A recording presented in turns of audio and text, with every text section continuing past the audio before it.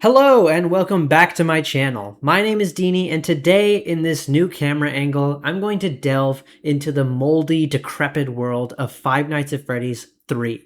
This is part 4 of my series of going into Five Nights at Freddy's and attempting to understand the wild and twisting story within as a complete newcomer. Before I dive into this puke green game, only 12% of you watching this are subscribed, and if you enjoyed this series and want to see it continue, I ask that you like and subscribe. I want to hit 100 subscribers before the end of the summer. Now, let's do a quick recap on what I think of the story thus far. A small restaurant by the name of Fredbear's Family Diner, as seen in the Take Cake to the Children minigame, is our villain's first strike. They killed a child when they were stuck outside the restaurant, and their spirit possessed a rudimentary puppet animatronic inside, the effigy of their final tear tracks embedded upon its face forever. Fazbear Entertainment, in an effort to rebrand away from this horror, opened Freddy Fazbear's Pizza with a whole new cast of characters. Their mascot of Fredbear left to rot away and eventually turn into Golden Freddy. But our villain struck again and killed another 5 children within the restaurant itself. He did so by wearing the old Golden Freddy costume, luring the children to the back room and hiding their bodies in the animatronic suits after hours. These 5 children were given a second chance by help of the puppet, and they possessed their final coffins and came back as Freddy, Bonnie, Chica, Foxy, and Golden Freddy. While our killer was charged, he was never arrested or convicted, as no evidence of the crime was ever found, since the bodies were hidden in the animatronics. Eventually, the robots began to smell, and bile and blood were coming out of the suits. The restaurant investigated, discovered the evidence, and quickly covered their tracks. But it was too late. The restaurant was closed for health concerns. A few years later, in 1987, another rebrand occurred, with a new Freddy Fazbear's Pizza opening up with the crew of toy animatronics. The old haunted suits were stuck in the back and stripped for parts that ended up in the toy animatronics. I theorize that the spirits are more strongly attached to the metal of the robots than the plush of the outside costumes. So, when metal parts are stripped away and placed in the toys, they inevitably start acting strange. With more than double the hostile forces, our killer joins up as a night guard at this new pizzeria, looking for another avenue towards victims. After noticing that the animatronics are more hostile than he expected, he gets moved to the day shift the following week, and it is during this week that he kills another 5 children. This time, he doesn't stuff them into suits, testing to see if that's what caused the animatronics to act all strange. These deaths did not result in any hauntings, as the puppet was not able to give them new life like the previous 5.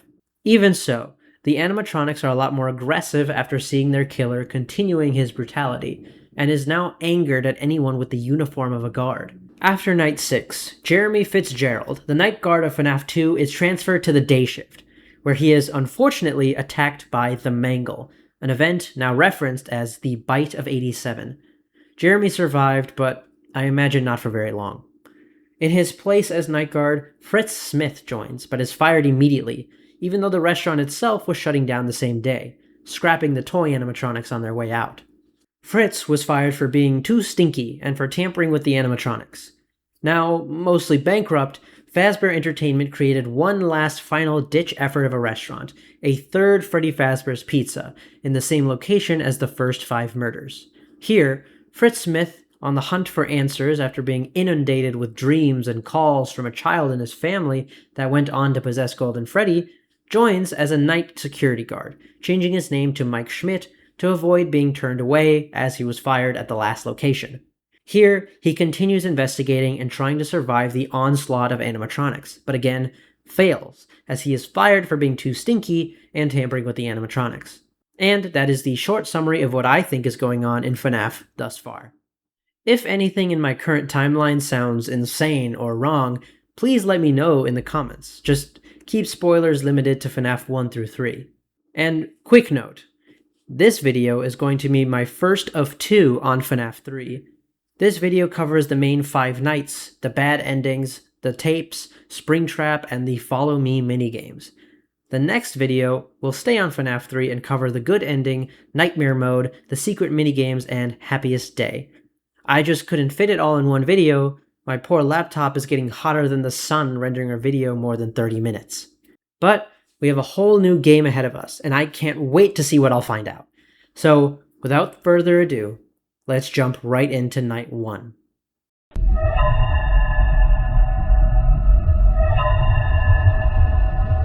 The night begins with a newspaper that reads as such. Coming soon, Fazbear Frights, the horror attraction. Local amusement park is getting ready to scare your socks off with a new attraction based on the unsolved mysteries of Freddy Fazbear's Pizza. Featuring actual relics from the decades-old pizzeria, this new attraction is guaranteed to bring back your childhood in the worst possible way. This gives a lot of much-needed context around the setting of this game. We know that this game must be taking place long after the events of FNAF 1 and 2. The terrible murders that transitioned from tragedies that caused the company of Fazbear Entertainment to implode, as well as at least 11 deaths, to a true crime attraction. A pretty good mirror to today's world of true crime podcasts and documentaries and exploitations of the tragedies of a past not too long ago. Besides that, we know that this game takes place in an amusement park, within an attraction called Fazbear Frights. With that context, let's get into the game. I am going in blind here. I'm not sure what the deal is with this animatronic, but I'm really excited to figure it out. Someone in my comments told me that this game is extremely lore heavy, so I'm looking forward to that. Alright, I think I just have to get started now. He's really twitching. Okay. Let's just go. Let's just see what happens. First night. Oh. Oh. You'll be starring as the security guard. So not only will you be The security guard. You know, to make sure you'll start seeing some crazy stuff, man. Keep that air. No, what is okay, this? Keep an eye on things, and we'll try to have something new To for seal you event, tomorrow double click the night. vent cam button. Okay. Oh no, I'm like in it now. Play audio? Balloon Boy. I hate that sound. Why do I have to play that sound? How do I get out of here? Okay. These cameras are horrible. Is that the puppet on the right? Is this the puppet? Are there like broken Oh. What? Okay. I thought the broken animatronics might come in. Oh, hello?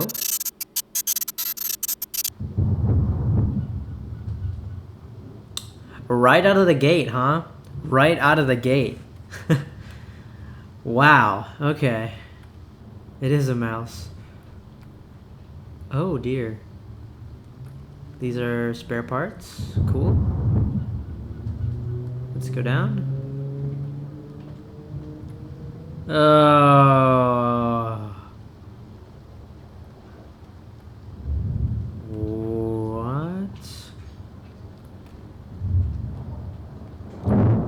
Oh, thunder. Follow me. I don't want to follow you. BB, DB, BB, DBL, click. BB, Balloon Boy.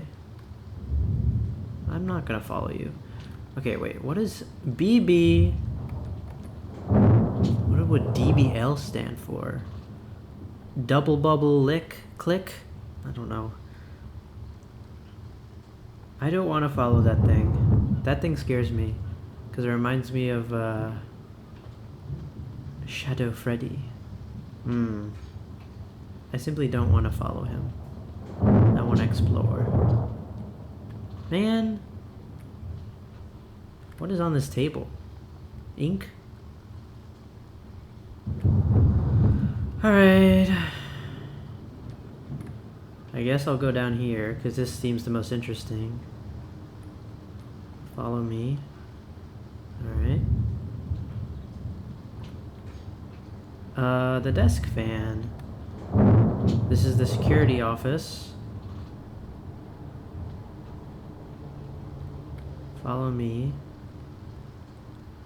Okay. Follow me. Oh, shit.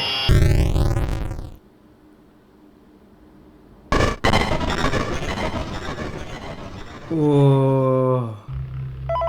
That scared the heck out of me. Right off the bat, I have to say, this place is ugly. What happened here? I get it's supposed to be scary and stuff, but this literally looks moldy and gross. It's a new avenue of horror for this franchise, so I'm really curious to see how they go about using it to the advantage of the scares, but wow, yes, very green. I have a lot to say about the office and the cameras, but I'm going to wait to discuss that. For now, let's analyze that first phone call.